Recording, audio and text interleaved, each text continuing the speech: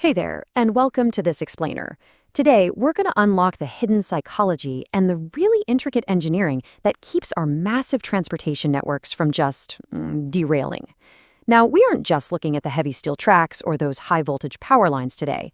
Instead, we're actually examining the most unpredictable, fascinating, and honestly vulnerable component in the entire system. Yep, you guessed it, the human mind. There's this really powerful statement: accidents do not happen accidentally. Think about that for a second. When massive infrastructure fails, it is rarely a true random accident. There is almost always a root cause, right? It's a chain of events tracing back to a human decision, a brief moment of distraction, or just a flaw in how a person interacted with a machine. So today we're going to decode exactly how and why these failures occur and how modern engineering essentially attempts to outsmart our own human nature. Okay, let's dive into this. Here is our roadmap for today.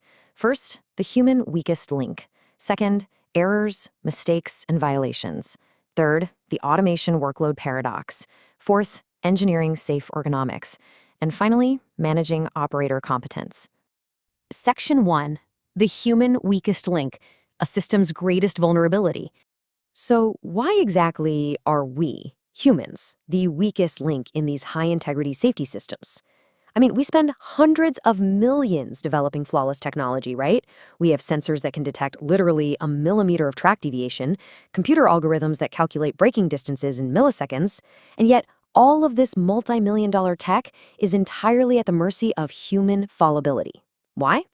Well, because we get tired, we get distracted, we make assumptions based on past experiences, and for sure, we are prone to panic when things don't go according to plan.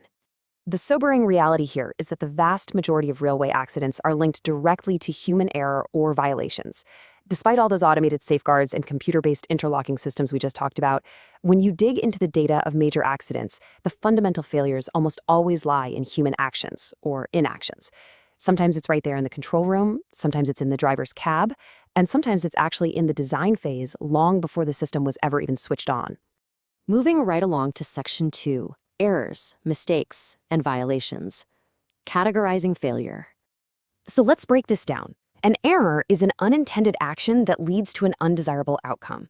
Think of everyday slips and lapses. A physical slip would be something like misreading a tiny font on a dial, or, accidentally clicking the wrong mouse button. A memory lapse is forgetting the very last step of a safety checklist just because someone walked into the room and interrupted you. We've all been there. These are honest, unintended deviations from what the operator actually meant to do. Now, a mistake, that is fundamentally different. It's a decision-making error. In this case, the operator did exactly what they intended to do, but their intention was wrong right from the start. This usually happens because they either misapplied a set of rules, maybe assuming those rules applied to a situation that had actually changed, or they just relied on incorrect knowledge and flawed mental models. Basically, they genuinely thought they were doing the right thing. And this draws a pretty hard dividing line in the world of human factors.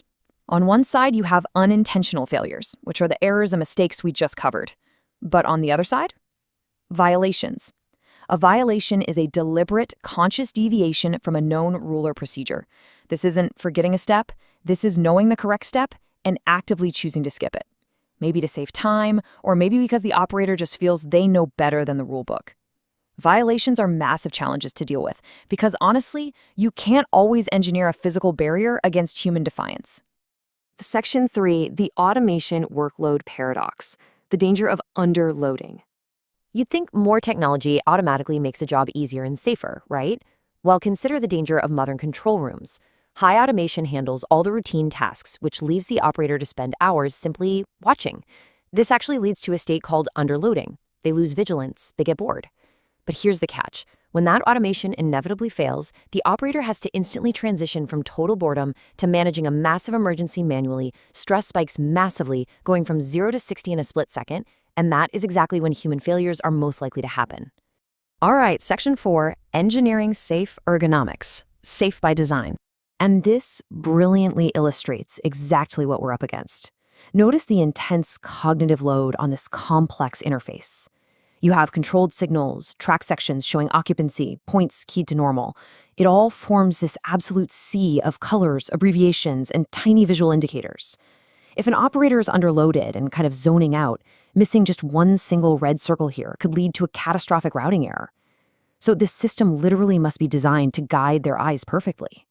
Because of that level of complexity, human factor specialists have to engineer every single inch of the room.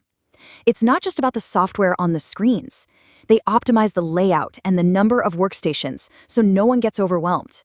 They analyze the exact font size on the monitors, the ambient lighting to prevent glare, the acoustic noise levels, and yeah, even the desk height and the type of chair. If an operator isn't physically comfortable and completely alert, their cognitive reliability is going to degrade really rapidly. So, how do we systematically manage this? Engineers use a specific process to ensure systems are truly safe by design. First up is error identification, stepping back and asking, okay, what can actually go wrong here? Second is error quantification, asking, how often is this specific human error likely to happen? And third is error reduction, asking, what can be done to prevent it?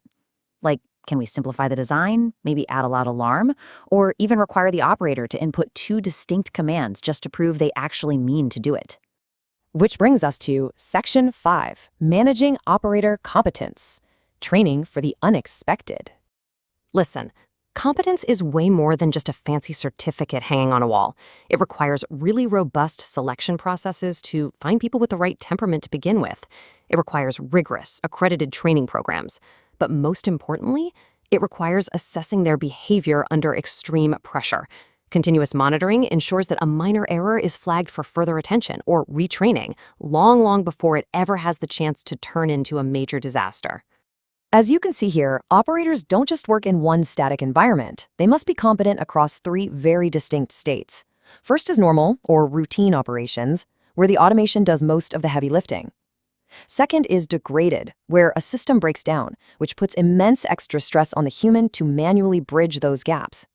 And third is a full-blown emergency, a situation posing direct danger to life.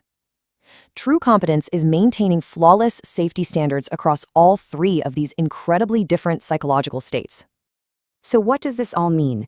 The ultimate takeaway from this explainer boils down to a pretty simple yet delicate equation.